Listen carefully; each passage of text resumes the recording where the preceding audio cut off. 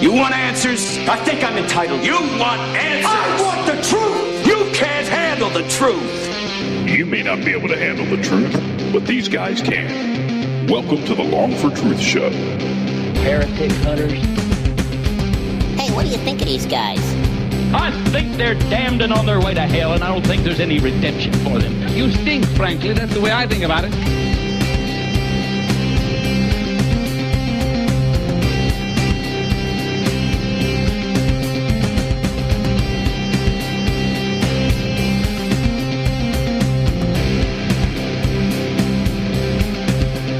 All right. Welcome to the Long for Truth Show. Hold on. My name is Dan Long. And I'm Stephen Long, and we're coming in.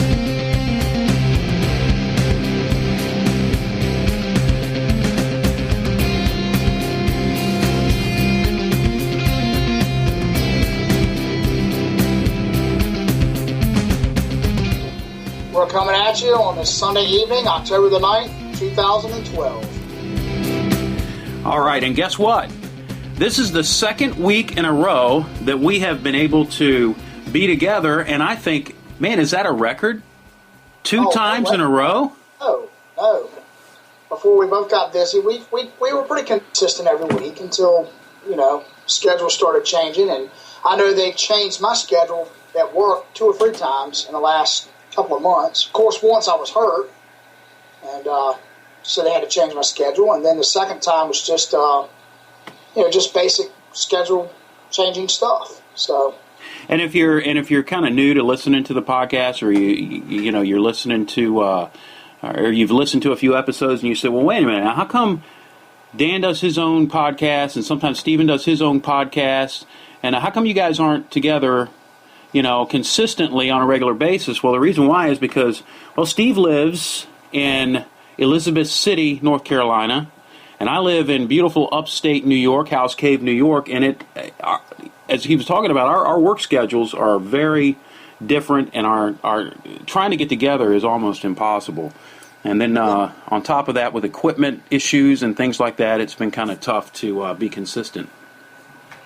Well, but we've been pretty consistent. We've actually done several together, and let's see, the four we did together on the law and the gospel, and then the last two these 2 weeks, we've done about 8 together, and the rest of them have been, or 7 I should say, and then the rest of them have been separate. But yeah, when we can be, Sunday evening seems to be our most consistent time to be able to get together.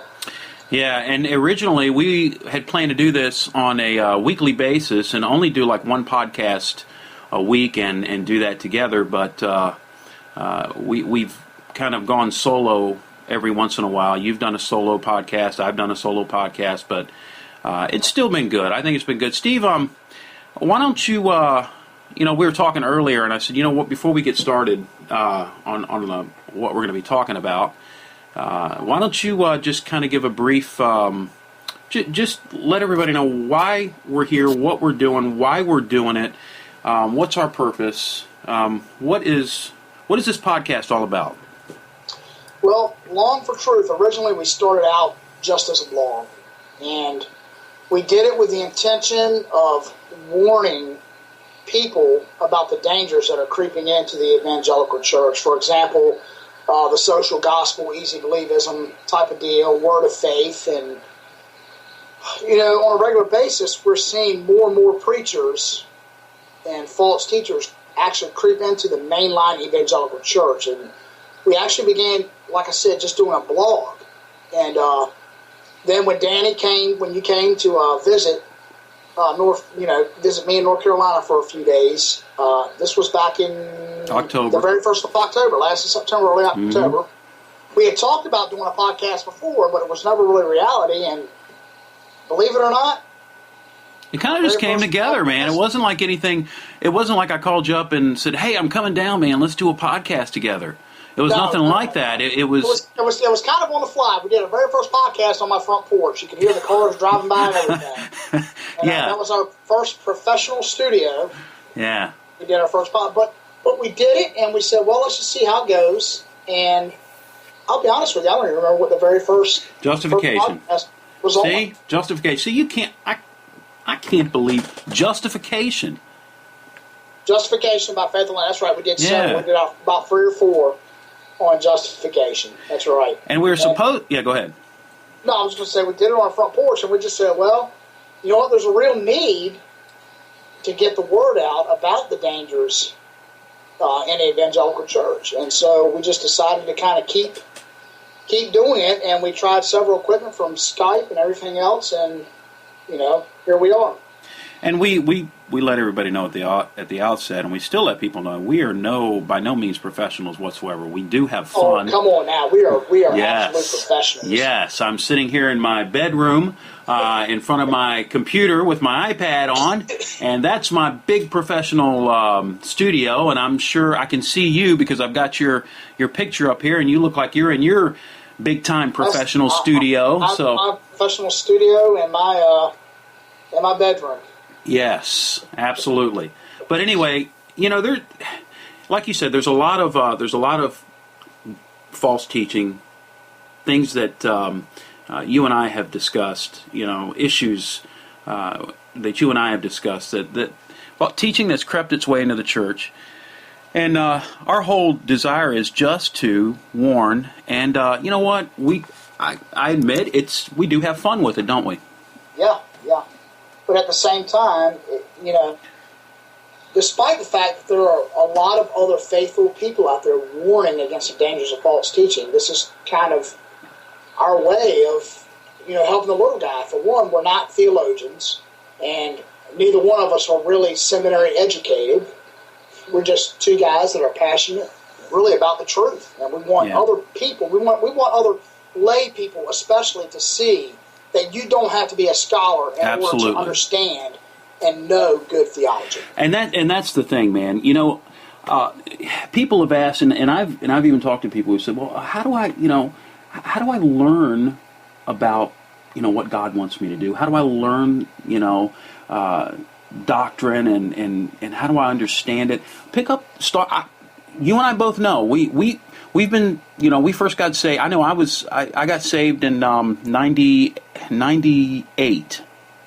No, 95. 95. I got saved in 95, and the first year that I was a Christian, I read my Bible through about 2.5 times.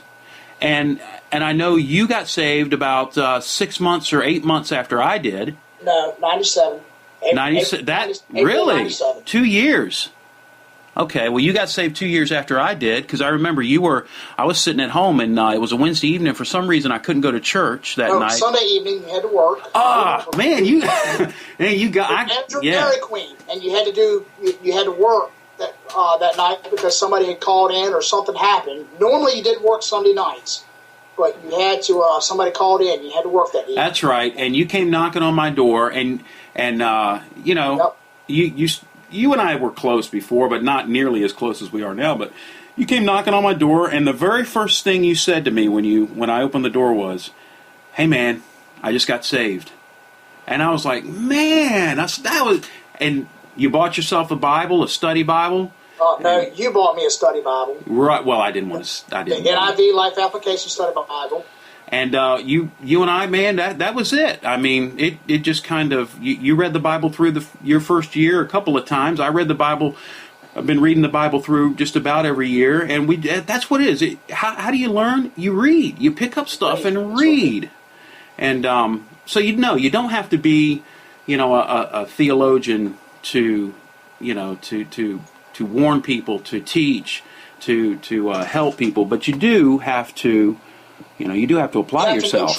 That's for sure. Yeah, so we're going to, tonight we're going to be talking, we had said we were going to do a series on the sovereignty of God. And you did an episode on the absolute sovereignty of God without me, because we were having equipment issues or Skype issues or something that night. I can't remember. Scheduling conflicts. Our work schedules were just so so messed up, we just weren't able to get together for a couple of weeks. Well, there was also equipment issues too. I remember that we were trying to record, and the equipment that we were using just kept cutting off on us. Yes, you know, right. But anyway, so you did one on the absolute sovereignty of God. We're going to continue that tonight. I think we're going to keep going at least a little bit. We'll see how it goes, see how far we can go with it. But I think that one of the most controversial aspects, anyway, of the sovereignty of God is you talked about the sovereignty of God in all of life, and the fact that God is sovereign over everything. But I think one of the most controversial aspects of the sovereignty of God is the choice of God in salvation, or the doctrine of election. Right. And why is it so? Why do you think it's controversial? I mean, why do people have an easy time believing God brings difficult things in their lives, and that God is sovereign over everything, but yet in the area of salvation, God kind of leaves it to man? Before we even answer that, it shouldn't even be a controversial. It really shouldn't be. I mean, because it's meant to be. It's meant to encourage, not to divide or to be controversial. I mean, think about one of the things that a couple of years ago when I was the adult Sunday school teacher at First Baptist. One of the things we did is we went through the epistle of First Peter, and First Peter, in the very beginning of First Peter, he mentions the elect. First Peter 1:1 says, Peter, an apostle of Jesus Christ, to those who are elect exiles of the dispersion in Pontus, Galatia, Cappadocia, Asia, and Bithynia. And the reason why he mentions that is because he's getting ready to write this letter that's all about suffering. And these believers are getting ready are going through suffering and getting ready to even suffer more. And he's mentioning election to encourage them. It doesn't matter how much suffering you've gone through or how much suffering you're about to face.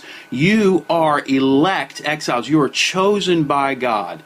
And that's something that's meant to encourage the believer. So really, election itself shouldn't be something that divides. It should be something that should encourage us. But you asked a question, and what was that question again? The question is, why do you think that people have such a hard time with the doctrine of not election in particular, but election and salvation, God's choice of saving individuals? Why do you think people have such a hard time with that? Well, I think first of all, because they think that it, election makes God look bad, or that possibly there's a fairness issue with God, or that that unconditional election is unfair. I think that's probably the main thing. They think it makes God look bad. It doesn't give everyone the same chance or opportunity. Right, and I would say that's the number one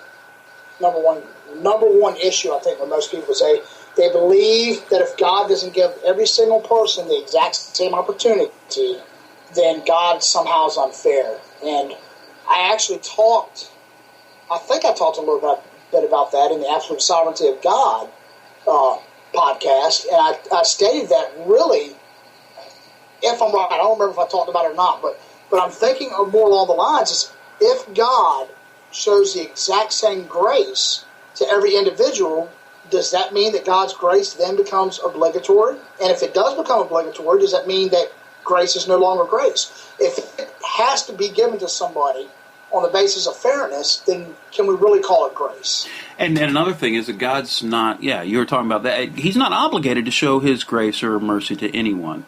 No, He's not. We're all sinners. And I think that's an issue in and of itself. One of the things, the more I talk to people about Christ, or God gives me the opportunity to share the gospel with someone, one of the things that I've noticed, and now I'm starting to try to emphasize more when I talk to people, is that we are creatures.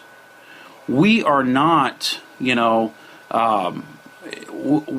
do not rule our own world. You know what I mean? We are creatures. We are under God's control. We are not autonomous in the sense that, we're ruling what goes on around us. I mean, God gives us choices, certainly, but we are His creatures. You know what I mean? And So that's something that people seem to forget. And when I start to talk to a person about their sin,